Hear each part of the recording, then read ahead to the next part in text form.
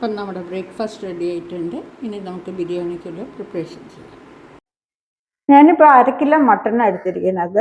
1 kilo അരിക്കാണ് 1/2 kilo mutton എടുത്തിരിക്കുന്നത്.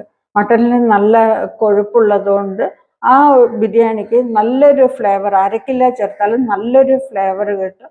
നമുക്ക് വേണമെന്നുണ്ടെങ്കിൽ 3/4 കിലോ വേണമെങ്കിൽ ചേർക്കാം. പക്ഷെ നമ്മൾ ഈ ബീഫ് ആയാലും ശരി, മട്ടൺ ആയാലും ശരി, 1 കിലോന് 1 കിലോ ഇറച്ചി ചേർത്ത് വെച്ചാൽ ഭയങ്കര ഹെവി ആയിരിക്കും. പിന്നെ പറയാനുള്ളത്, ചിക്കൻ്റെ വില പോലെയല്ല മട്ടൻ്റെ വില. മട്ടൻ കുറച്ച് വില കൂടുതൽ തന്നെയാണ്. അപ്പോൾ എല്ലാവർക്കും ഇങ്ങനെ 1 കിലോ അരി വെച്ച് വെക്കുമ്പോൾ 1 കിലോ മട്ടൻ ചേർക്കാൻ ബുദ്ധിമുട്ടായിരിക്കും. അപ്പോൾ 2 കാരണങ്ങൾ കൊണ്ട് ഞാനിത് പകുതിയായിട്ടാണ് എടുത്തിരിക്കുന്നത്. അപ്പോൾ ഇത് നന്നായിട്ട് കഴുകി വെള്ളം വറുത്തിട്ടുണ്ട്. ഇനി ഇതിലേക്ക് ഒരു 3 ടീസ്പൂൺ ഉപ്പ് പൊടി ചേർത്ത് കൊടുക്കുന്നുണ്ട്.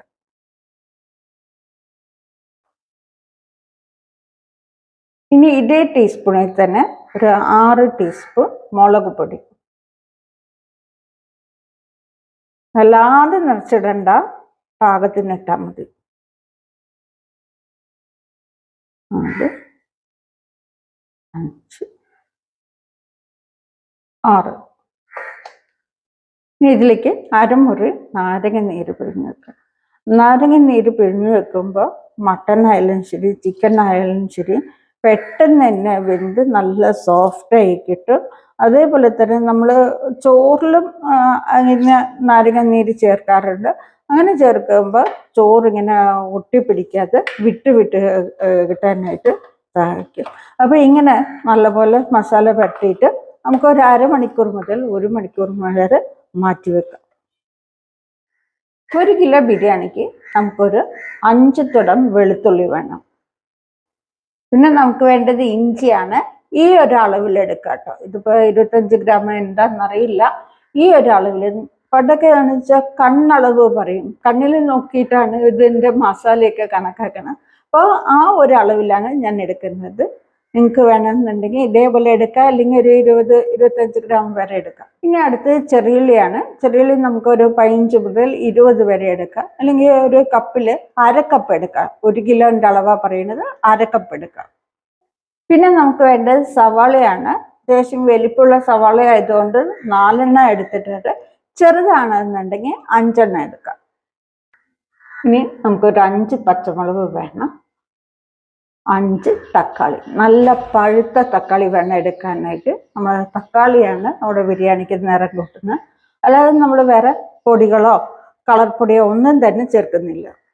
ഇനി നമുക്ക് വേണ്ടത് മല്ലിയില, പുതിന, അതുപോലെ തന്നെ നമ്മൾ 1/2 നാരങ്ങ മട്ടനിൽ എടുത്തിട്ടുണ്ട്. ബാക്കി നാരങ്ങയും കൂടെ എടുക്കും. അപ്പോൾ ഇത്രയാണ് ബിരിയാണിക്ക് ആവശ്യമുള്ള സാധനങ്ങൾ. ഒരു മിക്സി ജാറിലേക്ക് നമ്മൾ തൊളിച്ച് വെച്ചിരിക്കുന്ന വെളുത്തുള്ളി ഇട്ട് കൊടുക്കാം.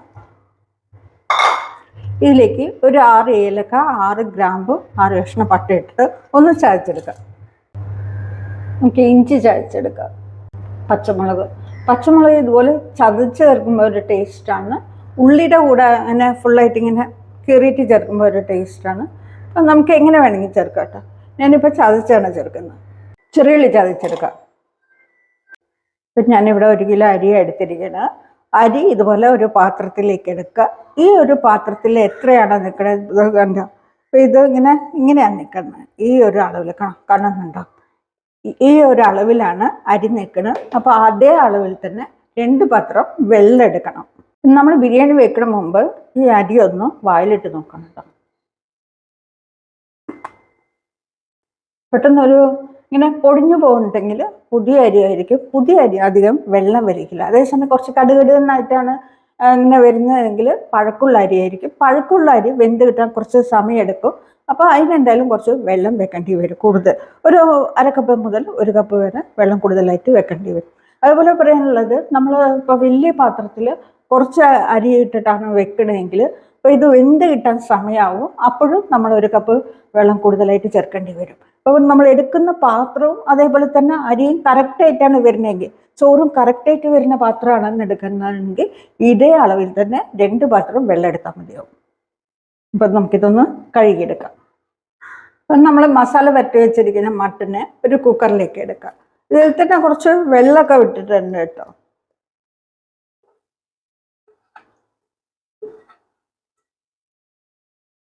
നമ്മൾ അളന്ന് വെച്ചിരിക്കുന്ന വെള്ളത്തിൽ നിന്ന് ഇതിലേക്ക് കുറച്ച് ഒഴിച്ചു കൊടുക്കുക.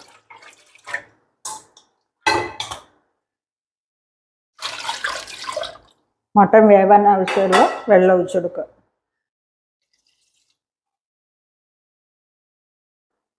മട്ടൻ പെട്ടെന്ന് വെന്ത് കിട്ടാനായിട്ട് ഒരു 2-3 കഷ്ണം ചിരട്ട ഇതിലേക്ക് ചേർത്ത് കൊടുക്കുക. എന്നിട്ട് മൂടി വെച്ചിട്ട് ഒരു 10 വിസിൽ അല്ലെങ്കിൽ ഒരു അരമണിക്കൂർ വേവിച്ചെടുക്കുക. മട്ടൻ വേവാൻ നല്ല സമയം എടുക്കും. അപ്പോൾ നിങ്ങൾ വാങ്ങിക്കുന്ന മട്ടൻ എങ്ങനെയാണോ അതിനനുസരിച്ച് വേവിച്ചെടുക്കുക. ബാക്കി ആവശ്യമുള്ള വെള്ളം നമുക്ക് ഇതുപോലെ ഒരു പാത്രത്തിൽ അളന്ന് മാറ്റി വെക്കാം. നമുക്ക് ഇങ്ങനെ അടുപ്പ് ഓണായിരിക്കുമ്പോൾ ഇത് അളന്ന് എടുക്കാനുള്ള സമയം കിട്ടില്ല. അപ്പോൾ ഇതൊന്ന് അളന്ന് മാറ്റി വെക്കാം.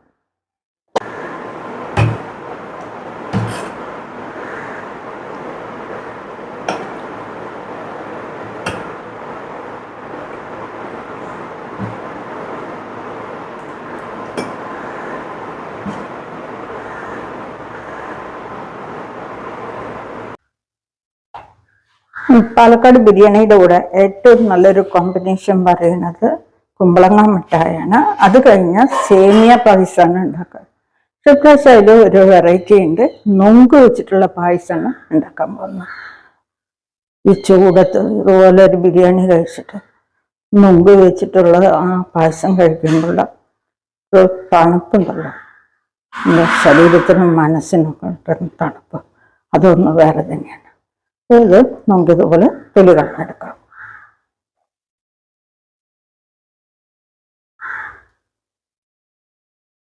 വെള്ളമൊന്നും കളയണ്ട. ഞാനിതെല്ലാം തൊലി കളഞ്ഞെടുത്തിട്ടുണ്ട്. ഇനി നമുക്കിതിനെ ചെറിയ പീസായിട്ട് കട്ട് ചെയ്ത് മാറ്റി വെക്കാം. അടിക്കാനുള്ള പാത്രത്തിലേക്ക് നമുക്ക് 1 ലിറ്റർ പാലൊഴിച്ചെടുക്കാം. നമുക്കിത് നന്നായിട്ട് തിളപ്പിച്ചിട്ട് പകുതിയായിട്ട് കുറുക്കിയെടുക്കാം.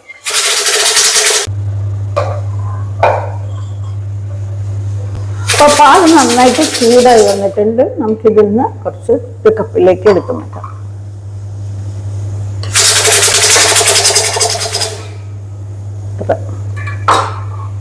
ബാക്കിയുള്ളത് അവിടെ കിടന്ന് കുറുവ. ഇതിലേക്ക് കുറച്ച് അണ്ടിപ്പരിപ്പ് ചേർത്തിട്ട് ഇതൊന്ന് കുതിരാനായിട്ട് മാറ്റി വെക്കാം. കുതിർന്നതിന് ശേഷം ഇത് നല്ലപോലെ ഒന്ന് അരച്ചെടുക്കാം. നമ്മുടെ പായസത്തിന് കട്ടി കിട്ടാൻ വേണ്ടിയിട്ടാണ് നമ്മളിങ്ങനെ ചെയ്യുന്നത്.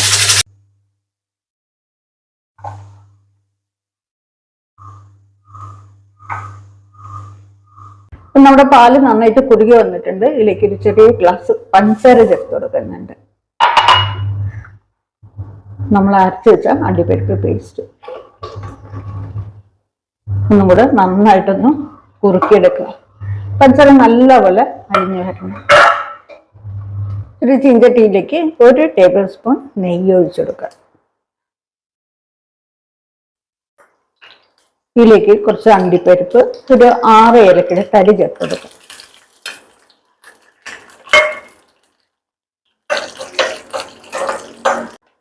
അണ്ടിപ്പരിപ്പ് ഏകദേശം മൂത്ത് വരുമ്പോൾ ഇതിലേക്ക് കിസ്മിസ് ചേർത്ത് കൊടുക്കുക. കഴുകിയിട്ട് വേണം ചേർക്കാനായിട്ട്. അണ്ടിപ്പരിപ്പ് നല്ലപോലെ കളറൊക്കെ മാറിയിട്ടുണ്ട്. ഫ്ലെയിം ഓഫാക്കിയിട്ട് നമ്മുടെ പായസത്തിലേക്ക് ചേർത്ത്.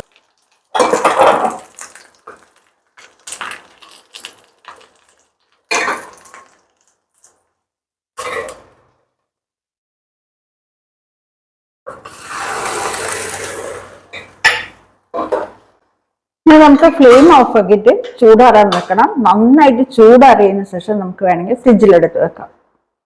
ഇപ്പം നമ്മുടെ പാല് കുറുക്കിയത് നല്ലപോലെ ചൂടാറിയിട്ടുണ്ട്. നമ്മൾ നൊങ്ക് പീസാക്കിയത് ഫ്രിഡ്ജിലെടുത്ത് വെച്ചിട്ടുണ്ടായിരുന്നു. ഇതിലേക്ക് ചേർത്ത് കൊടുക്കാം. ഇനി നമുക്കിതിനെ ഒന്നും കൂടെ നല്ലപോലെ തണുപ്പിച്ചെടുക്കാം.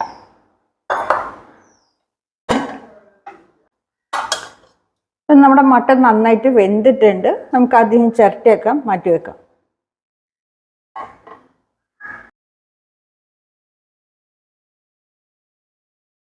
ചട്ടിയിൽ നിറയെ മസാലയുണ്ട്. പാളന്ന് വെച്ച വെള്ളത്തിൽ നിന്ന് തന്നെ കുറച്ച് വെള്ളം എടുത്തിട്ട് വെള്ളയൊക്കെ മാറ്റിയെടുക്കുന്നുണ്ട് കേട്ടോ.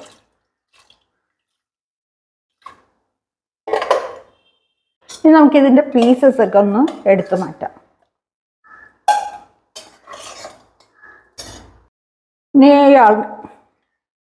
ഇനി വെള്ളം നമ്മൾ അരി അളന്ന് വെച്ച പാത്രത്തിലേക്ക് ഒഴിച്ചു കൊടുക്കാം. നമ്മൾ മാറ്റി വെച്ചിരിക്കുന്ന വെള്ളം ഇതിലേക്ക് ഇട്ടിട്ട് അളന്നെടുക്കാം കേട്ടോ.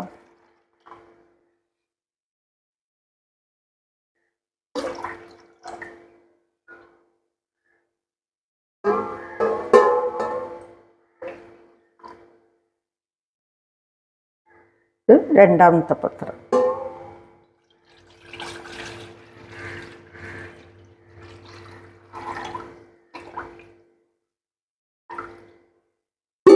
വെള്ളം കുറയേ ചെയ്ത് കുറച്ച് വെള്ളം കൂടെ എടുത്തിട്ട് വരാം.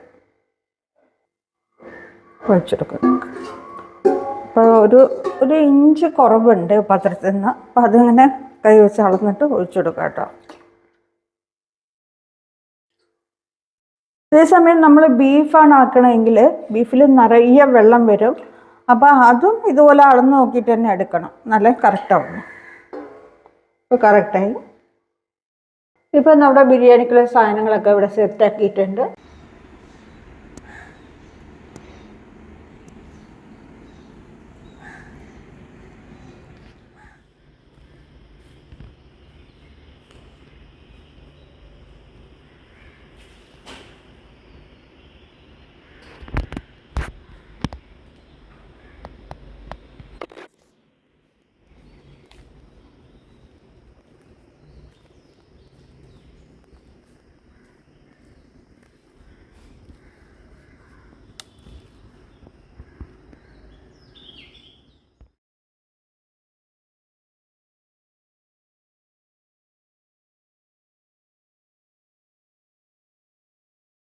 മട്ടനില്ലാത്ത കാച്ചാറ് എങ്ങനെയാണ് വെക്കേണ്ടത് നോക്കാം. മെയിനായിട്ട് ഒരു 1/4 കപ്പ് തുവരപ്പരിപ്പ് നല്ലപോലെ കഴുകിയെടുത്തിട്ടുണ്ട്. ഇതൊരു കുക്കറിലേക്ക് ചേർത്ത് കൊടുക്കാം. അപ്പം നമുക്ക് വേണമെങ്കിൽ പകുതി തുവരപ്പരിപ്പും പകുതി കടലപ്പരിപ്പും ചേർത്ത് കൊടുക്കാം. പക്ഷേ ഞാനിപ്പോൾ തുവരപ്പരിപ്പ് മാത്രമേ ചേർത്ത് കൊടുക്കുന്നുള്ളൂ. ഞാനിവിടെ 100 ഗ്രാം കുമ്പളങ്ങ, ഒരു ഉരുളക്കിഴങ്ങ്, ഒരു 4 ചെറിയുള്ളി എടുത്തിട്ടുണ്ട്. ഇത് ചേർത്ത് കൊടുക്കാം. 1 ടീസ്പൂൺ മഞ്ഞൾപ്പൊടി, 1/2 ടീസ്പൂൺ നെയ്യ്, ഇവിടെ ഒരു കഷ്ണം ഇഞ്ചി, കുറച്ച് വെളുത്തുള്ളി, ഒരു 2 പട്ട, ഗ്രാമ്പു, ഏലക്ക ചതച്ചെടുത്തിട്ടുണ്ട്. ഇതും കൂടെ ഞാൻ ഇതിലേക്ക് ചേർത്ത് കൊടുക്കാം. ആ മിക്സി കഴുകിയ വെള്ളം എടുത്തിട്ടുണ്ട്. ഇത് ഇതിലേക്ക് ചേർത്ത് കൊടുത്തിട്ട് നമുക്കൊരു 5-6 വിസിൽ വരുന്നത് വരെ വേവിച്ചെടുക്കാം. ഉരുളിയിലേക്ക് ഞാൻ കുറച്ച് എണ്ണ ഒഴിച്ചിട്ടുണ്ട്. ഇതിലേക്ക് ഒരു 1/2 ടീസ്പൂൺ നെയ്യും കൂടി ചേർത്ത് നന്നായിട്ട് ചൂടാക്കാം. എണ്ണ നന്നായിട്ട് ചൂടായി വന്നിട്ടുണ്ട്. നമുക്കിതിലേക്ക് ഒരു 1/4 ടീസ്പൂൺ കടുക്, 1/4 ടീസ്പൂൺ ഉലുവ, 1/4 ടീസ്പൂൺ ജീരക, 2 പട്ട, 2 ഗ്രാമ്പ്, 2 ഏലക്ക ചേർത്ത് കൊടുക്കാം. തീ ഒന്ന് കുറച്ച് വെക്കാം, ഒന്ന് പൊരിഞ്ഞ് വരട്ടെ. ഇതിലേക്ക് കുറച്ച് കറിവേപ്പില ഇട്ട് കൊടുക്കാം. പിന്നെ ഞാനിവിടെ ഒരു ചെറിയ സവാള, ഒരു കഷ്ണം ഇഞ്ചി, കുറച്ച് വെളുത്തുള്ളി, ഒരു പച്ചമുളക് കഷ്ണങ്ങളാക്കി എടുത്തിട്ടുണ്ട്. നമുക്ക് വേണമെങ്കിൽ ചെറിയുള്ളി ചേർത്ത് കൊടുക്കാം കേട്ടോ. ചെറിയുള്ളി ചേർക്കുന്ന കൂടുതൽ ടേസ്റ്റ്. ഇതിലേക്ക് ഇട്ടിട്ട് ഒന്ന് വാട്ടിയെടുക്കാം. ഞാനിവിടെ ഒരു വഴുതിരിങ്ങ, അതുപോലെ തന്നെ 3-4 കഷ്ണം മുരിങ്ങക്ക ഇത് ചേർത്ത് കൊടുക്കാം. നമുക്ക് വേണമെങ്കിൽ വാഴക്ക ചേർത്ത് കൊടുക്കാം കേട്ടോ. എല്ലാം കൂടി ആയ ഇവിടെ ചിലവാവില്ല, അതുകൊണ്ടാണ് ഒഴിവാക്കിയത്. ശരിക്കും കാഴ്ചാറിൽ പറഞ്ഞാൽ വാഴയ്ക്ക ഉണ്ടാവും, പിന്നെ അതുപോലെ മാങ്ങ ഉണ്ടാവും, മട്ടൻ ചേർക്കാറുണ്ട്. അപ്പം ഞാനിത് വെജ് കാഴ്ചാറായിട്ടാണ് വെക്കണം. ഒന്ന് വാട്ടിയെടുക്കാം. ഇത് വാടി വരുമ്പോൾ നമുക്കിതിലേക്ക് പൊടികൾ ചേർത്ത് കൊടുക്കണം. അപ്പോൾ ആദ്യം മല്ലിപ്പൊടിയെ ചേർത്ത് കൊടുക്കണം. 2, 3, 4, 5, 6, 7, 8 ടീസ്പൂൺ മല്ലിപ്പൊടിയാണ് ചേർത്ത് കൊടുക്കുന്നത്. ഇനി മുളക് പൊടി 1, 2, 3 ടീസ്പൂൺ മഞ്ഞൾപ്പൊടി. നേരത്തെ പരിപ്പ് വേവിക്കുമ്പോൾ മഞ്ഞൾപ്പൊടി ചേർത്തിരുന്നു, അപ്പോൾ കുറച്ച് ചേർത്താൽ മതി. ആവശ്യത്തിന് ഉപ്പ് പൊടി ചേർത്ത് കൊടുക്കാം. നല്ല പഴുത്ത തക്കാളി ഒന്ന് ചേർത്ത് കൊടുക്കാം. അടുപ്പിക്കുന്നത് തോന്നിയാൽ കുറച്ച് വെള്ളം ഒഴിച്ചെടുക്കാം കേട്ടോ. നന്നായിട്ട് വാട്ടിയെടുക്കാം.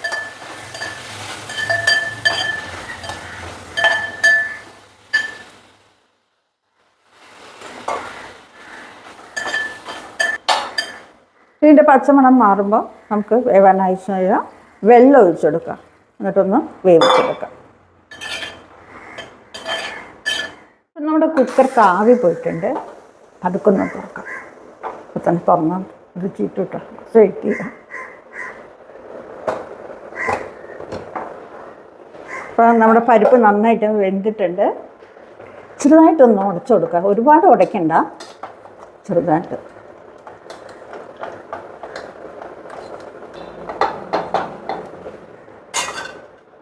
നമ്മൾ വെന്തുകൊണ്ടിരിക്കുന്ന പച്ചക്കറി ഇതിലേക്ക് ചേർത്ത് കൊടുക്കാം കേട്ടോ. നമുക്ക് വേണമെങ്കിൽ കറിയിലേക്ക് ചേർത്ത് കൊടുക്കാം, പക്ഷെ പാത്രം ചെറുതായതുകൊണ്ട് കുക്കറിലേക്ക് ഒഴിച്ചു കൊടുക്കാം. കട്ട് ചെയ്തിരിക്കുന്ന മാങ്ങ ചേർത്ത് കൊടുക്കാം. ഈ മാങ്ങ ഒന്ന് നന്നായിട്ടൊന്ന് വെന്ത് വരണം കേട്ടോ. ഇപ്പം മാങ്ങ പുളിയില്ലാത്ത മാങ്ങയാണെന്നുണ്ടെങ്കിൽ നമുക്ക് കുറച്ച് പുളിയും കൂടെ ചേർത്ത് കൊടുക്കാം. ഒന്ന് നന്നായിട്ട് തിളച്ച് വെക്കാം.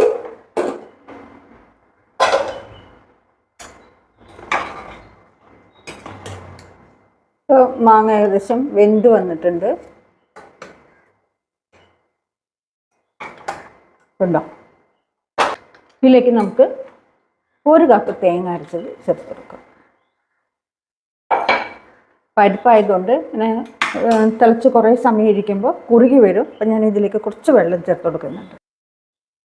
ഇത് നന്നായിട്ട് തിളച്ച് വരട്ടെ. ഇപ്പം നമ്മുടെ കറി നന്നായിട്ട് തിളച്ച് വന്നിട്ടുണ്ട്. ഒന്ന് ഇളക്കി കൊടുക്കാം. ഇതിലേക്ക് നമുക്ക് കുറച്ച് മല്ലിയില പൊടിയരിഞ്ഞ് കറിവേപ്പില ചേർത്ത് കൊടുക്കാം. ഫ്ലെയിം ഓഫാക്കി മൂടി ഒരു അരമണിക്കൂർ സമയത്തേക്ക് മാറ്റി വെക്കാം കേട്ടോ. അപ്പോൾ ആ മല്ലിയിലയുടെ ടേസ്റ്റൊക്കെ ഇറങ്ങിയിട്ട് നല്ലൊരു ഇതായിരിക്കും, ആ മണവും ടേസ്റ്റൊക്കെ കിട്ടും. അതുപോലെ തന്നെ ആ മാങ്ങയുടെ ഒക്കെ പുളിപ്പൊക്കെ ഇറങ്ങിയിട്ട് നല്ലൊരു ടേസ്റ്റ് ആയിരിക്കും കിട്ടുക. ഈ ഒരു കൈച്ചറ് പറയുന്നത് നമുക്ക് 2 ദിവസമൊക്കെ എടുത്ത് വെക്കാം, 2-3 ദിവസമൊക്കെ എടുത്ത് വെക്കാം. ഇത് നമ്മൾ വെച്ചതും കഴിക്കുന്നതിനേക്കാളും അടുത്ത ദിവസം കഴിക്കാനായിരിക്കും നല്ലൊരു ടേസ്റ്റ് കിട്ടുക. കാരണം മാങ്ങയുടെ പുളിപ്പും അതുപോലെ ആ മസാലയൊക്കെ കായിലൊക്കെ നന്നായിട്ട് പിടിച്ച് നല്ലൊരു ടേസ്റ്റ് ആയിരിക്കും കിട്ടുക. നിങ്ങൾ എന്തായാലും ഇതൊന്ന് ട്രൈ ചെയ്ത് നോക്കാം.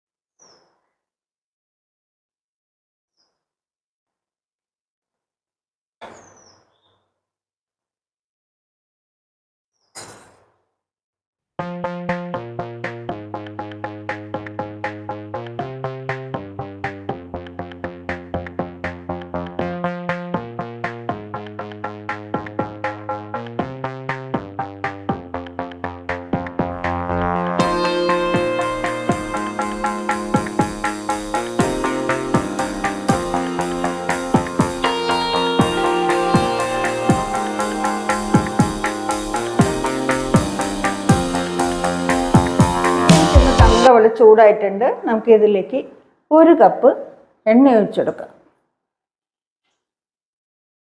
1 കരണ്ടി നെയ്യ്, ഏകദേശം 50 ഗ്രാമോളം നെയ്യ്. സവാള ചേർത്ത് ഒന്ന് വഴറ്റിയെടുക്കാം. സവാള നന്നായി വഴണ്ടിട്ടുണ്ട്. ഇതിലേക്ക് നമുക്ക് പച്ചമുളക് ചേർത്ത് കൊടുക്കാം. പിന്നെ നമ്മൾ ചതച്ച് വെച്ചിരിക്കുന്ന വെളുത്തുള്ളി, പട്ട, ഏലക്ക, ഗ്രാമ്പു ചേർത്ത് കൊടുക്കാം.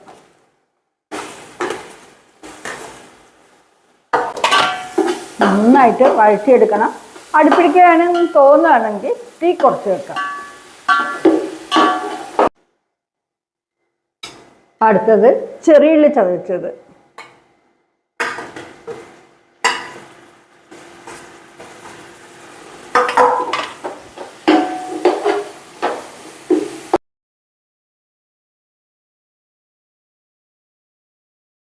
ഏറ്റവും ലാസ്റ്റ് ഇഞ്ചി. നമ്മൾ നേരത്തെ തന്നെ ചേർത്താൽ പെട്ടെന്ന് തന്നെ അടിപ്പിടിക്കും. അപ്പോൾ ലാസ്റ്റ് വേണം ചേർക്കാനായിട്ട്. നന്നായിട്ട് വഴറ്റിയെടുക്കണം കേട്ടോ. ഇത് വഴറ്റിയെടുക്കുന്നതിലാണ് ഇതിൻ്റെ ടേസ്റ്റ്. അതുപോലെ തന്നെ നമ്മൾ എത്രത്തോളം വഴറ്റിയെടുക്കണോ അത്രത്തോളം ബിരിയാണി നന്നാവുകയും ചെയ്യും. പെട്ടെന്നൊന്നും കേടും വരില്ല കേട്ടോ. 2-3 ദിവസം നമുക്കിത് എടുത്തു വെച്ചിട്ട് ചൂടാക്കി കഴിക്കാവുന്നതാണ്. ചൂടാക്കി കഴിക്കും തോറും ഇതിൻ്റെ ഒരു ടേസ്റ്റ് കൂടും. നല്ലപോലെ വഴറ്റിയെടുക്കാം. മസാല നല്ലപോലെ വഴണ്ട് വന്നിട്ടുണ്ട്. ഈ മസാലയുടെ പാകം പറയുന്നത് ഇത് നല്ലപോലെ മൊരിഞ്ഞ് എണ്ണയിൽ നിന്ന് വിട്ട് വരും. ഇപ്പം അധികം നമ്മൾ ചേർക്കുമ്പോൾ ഇങ്ങനെ വേഗം അടിപ്പിടിക്കും. പക്ഷെ ഇത് നല്ലപോലെ മൊരിഞ്ഞ് എണ്ണയിൽ നിന്ന് വിട്ട് വരുന്നതാണ് മസാല നന്നായിട്ട് ആയി എന്നുള്ളതിൻ്റെ പാകം. ഇനി നമുക്കിതിലേക്ക് തക്കാളി ചേർത്ത് കൊടുക്കാം. തക്കാളി ചേർക്കുമ്പോൾ ആദ്യമൊക്കെ ഒന്ന് അടിപ്പിടിക്കും, അപ്പോൾ കണ്ടിന്യൂസ് ആയിട്ട് ഇളക്കണം. പോലെ അത് വെന്ത് ഉടഞ്ഞ് വരുമ്പോൾ നേരത്തെ പറഞ്ഞ പോലെ തന്നെ നമ്മുടെ എണ്ണയിൽ നിന്ന് നന്നായിട്ട് വിട്ട് വരും. അത് നമുക്ക് നന്നായിട്ടൊന്ന് ഇളക്കി കൊടുക്കാം. തീ കുറച്ച് കൂട്ടി വെക്കാം.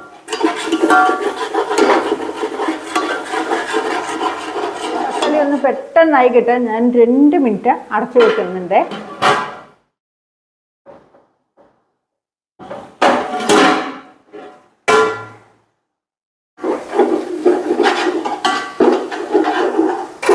തക്കാളി നല്ലപോലെ ഉടയണം, അതുവരെ നമുക്കിതുപോലെ വഴറ്റിയെടുക്കാം. ചെറുതായിട്ടൊന്ന് അടിപ്പിടിക്കാൻ തുടങ്ങിയിട്ടുണ്ട്. തീ നന്നായിട്ട് കുറച്ച് വെക്കുന്നുണ്ട്.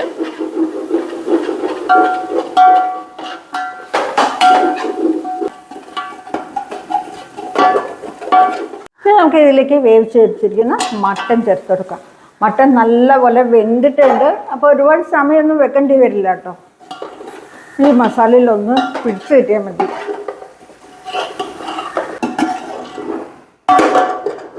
ഇങ്ങനെ പിടിക്കുന്നതൊക്കെ അപ്പം ചുരണ്ടി മാറ്റണം കേട്ടോ. ഇനി നമുക്കിതിലേക്ക് നമ്മൾ അളന്ന് വെച്ചിരിക്കുന്ന വെള്ളം ഒഴിച്ചെടുക്കാം. അപ്പോൾ ഇതിൻ്റെ വെള്ളമൊക്കെ എങ്ങനെയാണ് എടുക്കണമെന്നുള്ളത് കഴിഞ്ഞ വീഡിയോയിൽ പറഞ്ഞിട്ടുണ്ട് കേട്ടോ. നന്നായിട്ടൊന്ന് ഇളക്കി യോജിപ്പിക്കാം.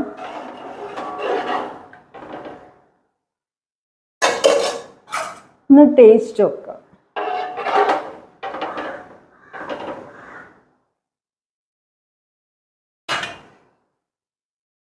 ചുവപ്പ് പൊടി ചേർത്ത് കൊടുക്കുന്നുണ്ട്. 2 ടീസ്പൂൺ മുളക് പൊടി ചേർത്ത് കൊടുക്കുന്നുണ്ട്. നമ്മുടെ ഈ ഒരു ഗ്രേവിയിൽ അത്യാവശ്യം ഉപ്പ് എരിവൊക്കെ വേണം, അപ്പോഴേ നമ്മുടെ ചോറ് വെന്ത് വരുമ്പോൾ കറക്റ്റായിട്ടുണ്ടാവുള്ളൂ. അപ്പോൾ അതൊന്ന് ശ്രദ്ധിക്കുക. നന്നായിട്ട് ഇളക്കിയിട്ട് നമുക്കിതൊന്ന് മൂടി വെക്കാം. ഹൈ ഫ്ലെയിമിൽ വേണം വെക്കാനായിട്ട്. ഇതൊന്ന് നന്നായിട്ട് തിളച്ച് വരട്ടെ.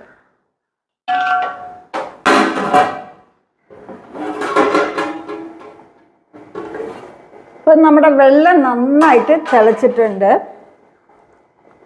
ഇതുപോലെ നല്ല വെട്ടി തിളയ്ക്കണം കേട്ടോ. പരം ഒരു നാരങ്ങ നീര് ചേർത്ത് കൊടുക്കാം.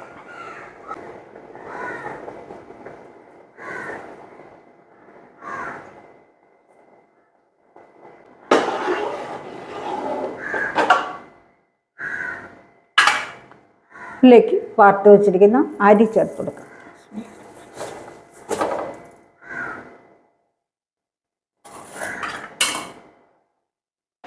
നന്നായിട്ടൊന്ന് ഇളക്കി കൊടുക്കാം.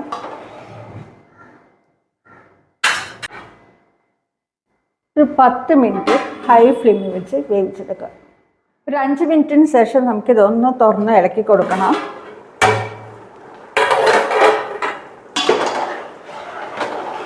അപ്പോൾ വെള്ളം നന്നായിട്ട് വറ്റി വന്നിട്ടുണ്ട് കേട്ടോ. ഇനി നമുക്ക് മീഡിയം ഫ്ലെയിമിൽ വെച്ച് വേവിച്ചെടുത്താൽ മതിയാവും.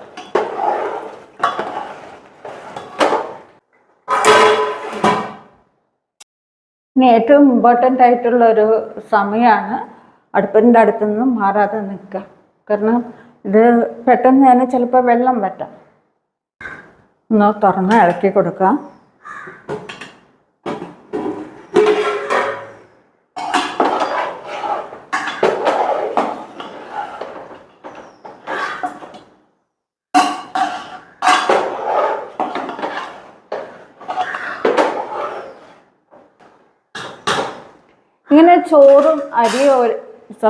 ഇങ്ങനെ ചോറും വെള്ളമൊക്കെ ഒരേ പാകമാകുമ്പോൾ നമുക്കിത് അടുപ്പിൽ നിന്നും മാറ്റി വെക്കാം. ഇനി ദമ്മാക്കാനുള്ള സമയമാണ്.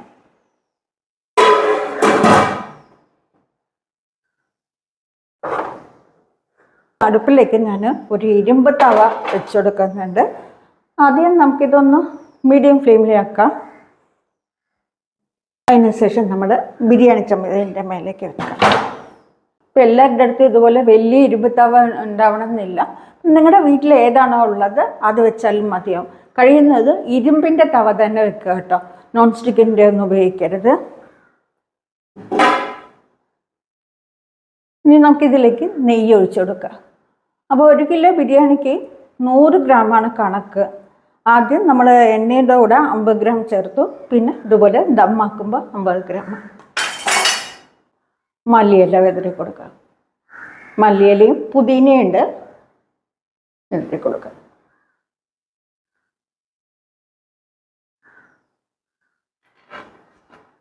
മൂടി വെക്കുക.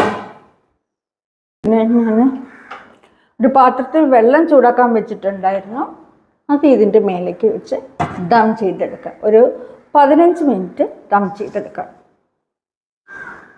ഈ ഒരു സമയത്ത് ഫ്ലെയിം നന്നായിട്ട് കുറച്ച് വെക്കണം. 15 മിനിറ്റിന് ശേഷം നമുക്കിതൊന്ന് തുറന്ന് നോക്കാം.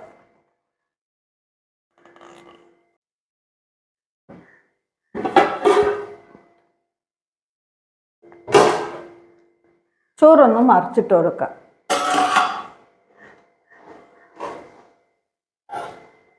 മറിച്ചിട്ട് കൊടുക്കുമ്പോൾ ഇങ്ങനെ സൈഡിൽ നിന്ന് എടുത്തിട്ടാണ് കൊടുക്കാനായിട്ട്.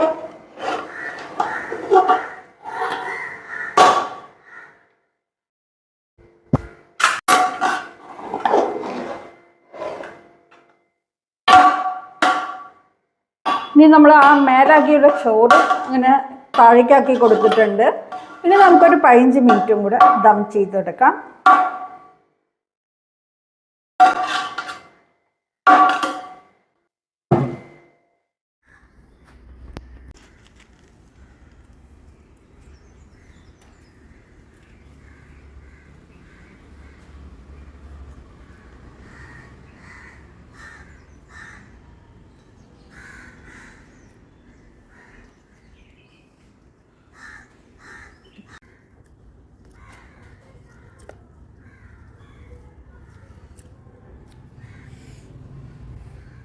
പാലക്കാട് റാവുത്തർ ബിരിയാണിക്കൊപ്പം കിട്ടുന്ന മല്ലി ചട്നി എങ്ങനെയാണ് ഉണ്ടാക്കേണ്ടത് നോക്കാം. അതിന് ചീന്തട്ടിയിലേക്ക് ഞാൻ കുറച്ച് എണ്ണ ഒഴിച്ചിട്ടുണ്ട്. ഇതിലേക്ക് 2 ചെറിയുള്ളി, വെളുത്തുള്ളി, ഒരു പച്ചമുളക്, കുറച്ച് മല്ലിയില പുതിന ചേർത്ത് ഒന്ന് വഴറ്റിയെടുക്കാം.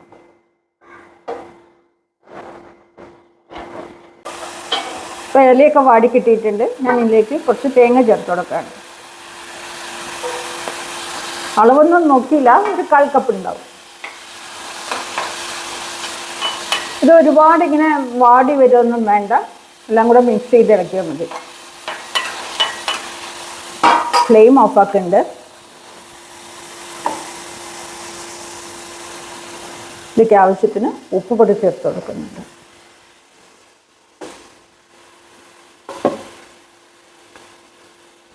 പുളി, പഞ്ചസാര, ഇതെല്ലാം കൂടെ മിക്സ് ചെയ്തിട്ട് ഇത് ചൂടാക്കി കഴിയുമ്പോൾ നമുക്ക് അരച്ചെടുക്കാം. ഇത് ഇത്രയേ ഉള്ളൂ. 15 മിനിറ്റായി, നമുക്കത് എടുത്ത് മാറ്റാം.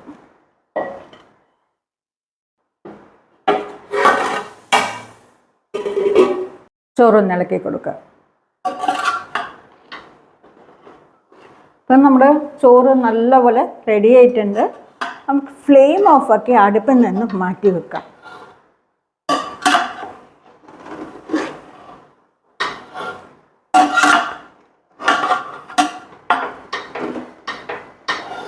അടിയിൽ നിന്ന് വേണം ഇളക്കി കൊടുക്കാനായിട്ട് കേട്ടോ.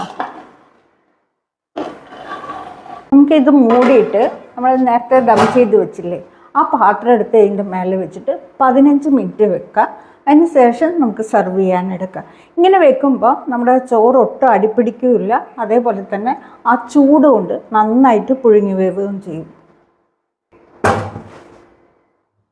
ഇനി നമുക്കിത് സെർവ് ചെയ്യാനെടുക്കാം.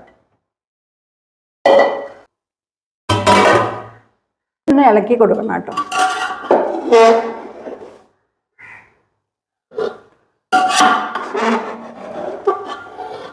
കണ്ടോ, ഒട്ടും അടിപ്പിടിച്ചിട്ടില്ല. കാണുന്നുണ്ടോ?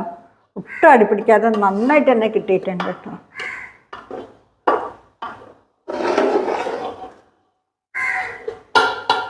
സെർവ് ചെയ്യാം.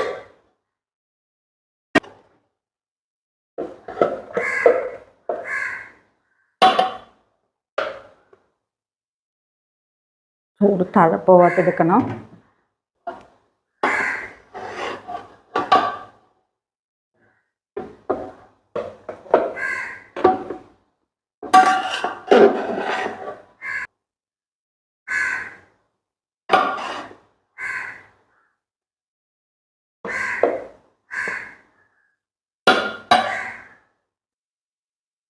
സാധാരണ എൻ്റെ ബിരിയാണി പറഞ്ഞാൽ നല്ല പോലെ വെന്ത് നല്ല സോഫ്റ്റ് ആവാറുണ്ട്. അതേസമയം ഒട്ടും കുഴയാതെ ചോറ് ഒന്നിനോട് ഒന്നും ഒട്ടാതെ വിട്ടു നിൽക്കാറുണ്ട്.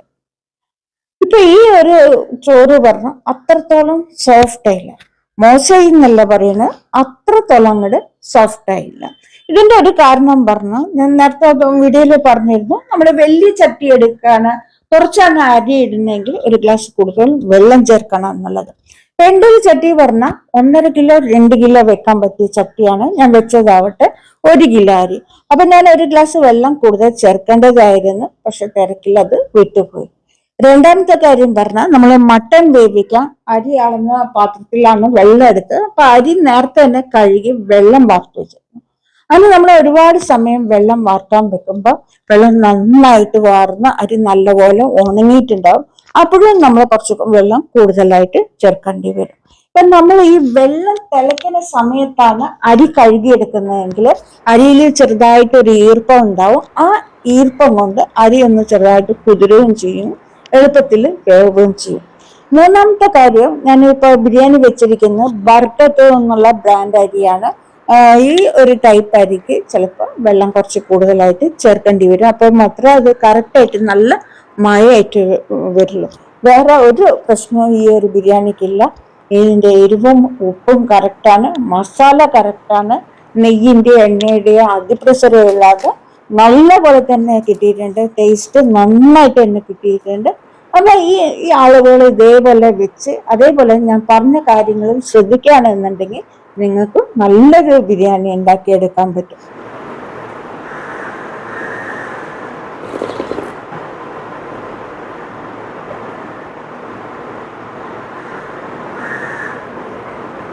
കുറച്ച് വെള്ളം പോലെ ആയിരിക്കണം കേട്ടോ.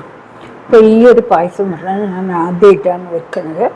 ഇപ്പൊ നമ്മൾ വെക്കുമ്പോൾ ആ പനന്നൊങ്കില്ലേ, അത് കുറച്ചെടുത്ത് മിക്സിയിൽ നന്നായിട്ട് അടിച്ചെടുത്തിട്ട് പിന്നെ കുറച്ചെടുത്ത് ചെറിയ പീസായിട്ട് ഇടുകയാണെന്നുണ്ടെങ്കിൽ നല്ലൊരു തിക്ക് കിട്ടും. ഇല്ലെങ്കിൽ നമ്മുടെ ചവ്വരിയില്ലേ, ചവ്വരി വേവിച്ച് ചേർക്കുകയാണെന്നുണ്ടെങ്കിലും കുറച്ച് കട്ടി കിട്ടും. പക്ഷെ ടേസ്റ്റ് നല്ല ടേസ്റ്റാണ്.